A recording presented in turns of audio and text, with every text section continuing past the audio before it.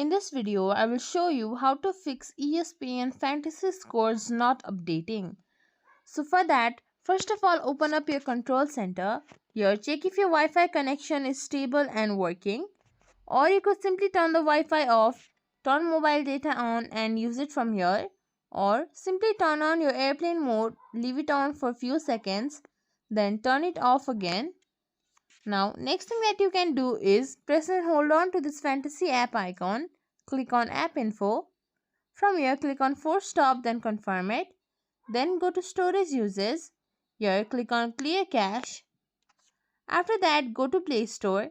In the search bar, search for ESPN Fantasy Sports. From here, check if there is any update available. If there is, then simply update your app.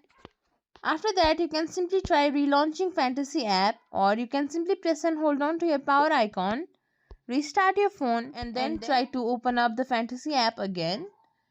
And even after all of that, if it's still not working, then simply press and hold on to the icon, click on uninstall, confirm it, then download the app again. Or you could try accessing it from web browser. And that's it. If you think this video was helpful, please like, share, subscribe to our channel and thank you for watching.